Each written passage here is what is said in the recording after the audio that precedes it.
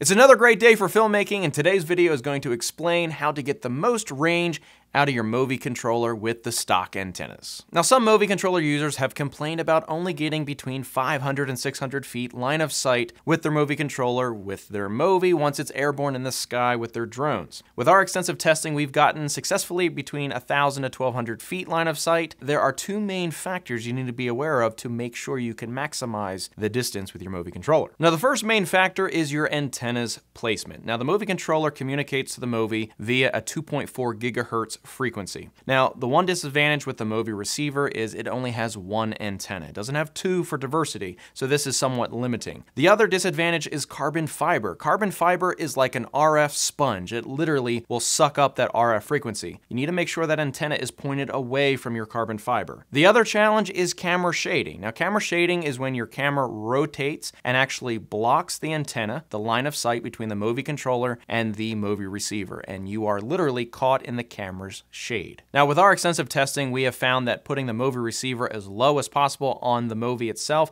is best to, yes, get that antenna as far away from the carbon fiber as possible. If you can get that antenna low enough, you'll actually prevent camera shading altogether. Now, the second main factor is you want to make sure that the MoVI controller, or the transmitter, is transmitting at full power. Now, to check this, power on your MoVI controller and scroll down to the radio config section. Then scroll over and choose read. This will read the channel, group, and power level of the MoVI controller. Now, by default, the power should be set to 1. There are 4 total different power levels. The 1 value runs the MoVI controller at 10 decibels, or 10 dB. If you increase the power up to 4, this will run the transmitting power up to 18 dB.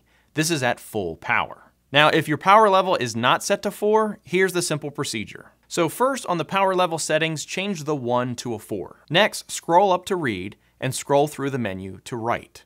Then activate the write command. Once the system binds, you will see your signal strength icons appear, letting you know you are connected, and the MoVI receiver will turn solid green. So here's one last tip about the MoVI controller. I don't know about you guys, but I love when my gear is efficient and optimized. Now, freefly was kind enough to include a 2-pin LEMO output here on the MoVI controller. That output is supposed to be used to powering accessories like a monitor, HD downlink receiver. Now, the nice thing about the MoVI controller, as soon as you flip that rocker switch on and the MoVI controller turns on, all your accessories power on at the same time. Now, in order to use a MoVI controller, as a lot of you should know, you need a monitor and an HD downlink receiver to obviously see the feed from your camera wirelessly. Now, because our gimbal operator likes to be completely mobile, there's no power restrictions, no tethering with the cables, no tripods of any kind, everything is completely here on a wearable system. They can attach this to them and be completely mobile. We needed to go ahead and power both of these accessories with one cable.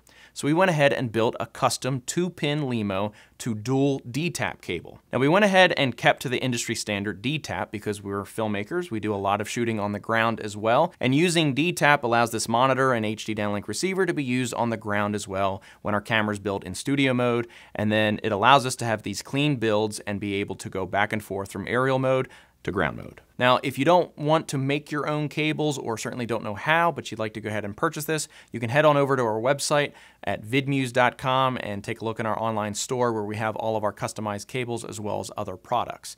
You'll also be pleased to know that we are dealers for freefly, DJI, Small HD, Red Rock, and Kinex. So if you need any of those products, feel free to head over to our website. We'll be happy to help you out there as best as we can. If you have any comments or questions, hit us up in the comments down below. We love hearing from you guys. Thanks for watching. We hope you enjoyed it and learned something today. We'll see you again soon.